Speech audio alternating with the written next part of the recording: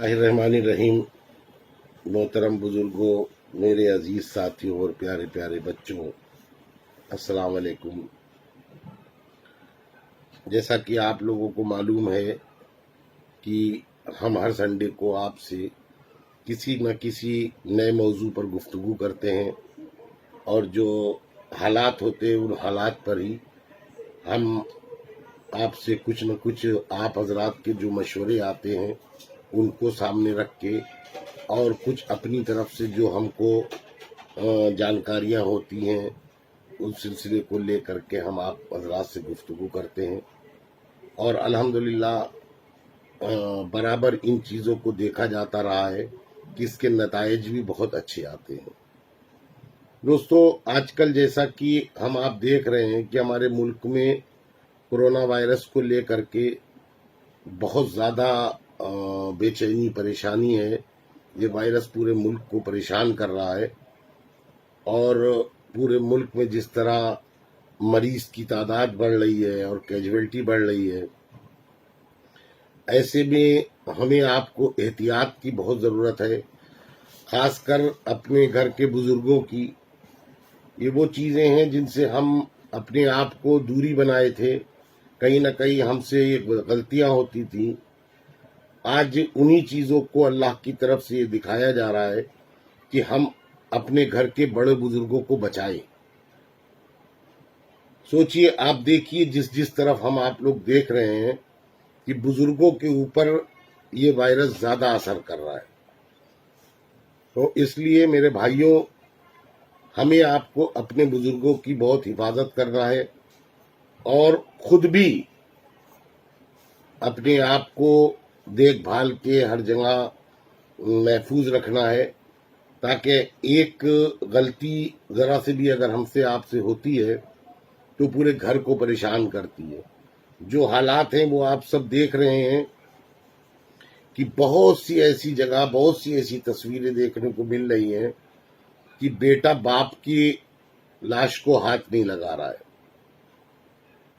الحمدللہ اللہ کا کرم ہے کہ ابھی یہ چیزیں ہم لوگوں میں اتنا وہ نہیں ہیں، مگر بہرحال جو گائیڈ لائن ہے اس کے حساب سے کہ صاحب غسل نہیں ہونا ہے، بیگ میں پیک ہو کے آتی ہے باڈی، تو قبرستان میں بھی کم لوگ جانا ہے۔ یہ چیزیں ہیں جن سے دیکھ کے بڑا عجیب سا لگتا ہے کہ اللہ کی طرف سے یہ وقت آ گیا کہ لوگ نماز جنازہ کے لیے دقتیں ہو رہی ہیں، اور تمام طرح کی مشکلیں ہو رہی ہیں۔ بہرحال ہم آپ سب مل کے دعا کریں کہ الہ العالمین ہمیں آپ کو، پورے ملک کو اس وبا سے محفوظ رکھے، اور جلد سے جلد یہ ہمارے ملک سے اور پوری دنیا سے یہ وبا ختم ہو۔ دوسری ایک بات آپ حضرات سے یہ کہنا ہے کہ دوستو، اب اس سال حج کے لیے جیسا ہمارے پاس معلومات ہیں اس حساب سے اس بار حج کے لیے منادی ہو گئی ہے، منع ہے اس سال حج کرنے جانے کے لیے۔ تو ہمارے جیسے لوگوں کی سمجھ میں، اور میں نے اس بارے میں اپنے ساتھیوں سے اور کئی ایسے جو ہمارے قوم و ملت کے پڑھے لکھے لوگ ہیں، ہم نے ان لوگوں سے بھی مشورہ کیا۔ تو ایک پیغام آپ کو دینا چاہتا ہوں حج کے سلسلے میں کہ دوستو، جن لوگوں نے حج کے لیے پیسہ جمع کر دیا، کیونکہ معاملات اللہ کیا نیت کا ہی معاملہ ہے، جس نے پیسہ جمع کر دیا اس نے اس نیت سے جمع کیا کہ ہم کو حج پہ جانا ہے۔ اب یہ ایک وبا کی وجہ سے حج کو اس سال کینسل کیا گیا ہے۔ میرے بھائی، میں یہ سمجھتا ہوں کہ شاید ایک شخص کو حج پہ جانے کے لیے اس وقت میں لگ بھگ 3 لاکھ روپے کی ضرورت پڑتی ہے، اور جو لوگوں نے حج پہ جانے کے لیے اپلیکیشن دی، اپلائی کیا، باقاعدہ فارم بھرا، سب کچھ فارمیلٹیز پوری کر دی، ان کی نیت میں تو شمار ہو گیا کہ وہ حج پر جا رہے ہیں۔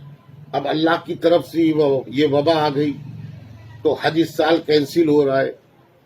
میرے بھائیوں، میں ایک پیغام یہ دینا چاہتا ہوں کہ آپ سوچئے کہ 1 لاکھ سے زائد ہمارے ملک سے حاجی جاتے ہیں. یہ کوٹا 1 لاکھ سے زیادہ کا ہے پورے ملک. اور آپ یہ سوچئے کہ اگر اس کو آپ 3 لاکھ سے جوڑ لیں ایک کا, تو یہ پیسہ کہاں پہنچے. اور تقریباً میں سمجھتا ہوں کہ ہر محلے سے 1-2 لوگ ضرور جاتے ہیں. اب میرا ان حضرات سے یہ مشورہ ہے کہ میرے بھائی, آپ کو دگنا ثواب کی بات ہو رہی ہے. ایک تو حج کی نیت آپ کی, دوسری بات یہ کہ اگر ہم لوگ اپنے محلے میں جو پیسہ ہمارے حج کا ہے, اگر ہم اس پیسے کو اپنے صرف محلے جوڑ لیں, محلے میں اپنے غریب, مفلس, پریشان حال لوگوں کی اس پیسے سے مدد کرے, تو میں سمجھتا ہوں کہ اس سے پتہ نہیں کہاں سے کہاں معاملات ہوتے ہیں. کیونکہ اس لاک ڈاؤن میں اس کے بعد کاروبار کا ختم ہونا, ایسے بہت سے ہمارے بھائی ہوں گے, ایسے بہت سے ہمارے گھر ہوں گے جہاں پر چولہا جلنے کی دقت ہو رہی ہوگی.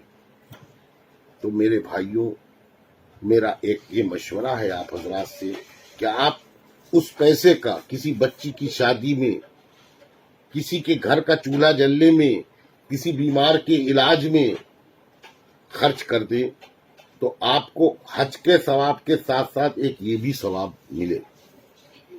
تو میرے بھائیوں, صحابہ ایکشن کمیٹی کا یہ پیغام ہے آپ لوگوں سے, ان حاجی حضرات سے جو حج پہ جانے والے تھے اور ان کا حج اس سال ملتوی ہو گیا ہے اس وبا کی وجہ سے.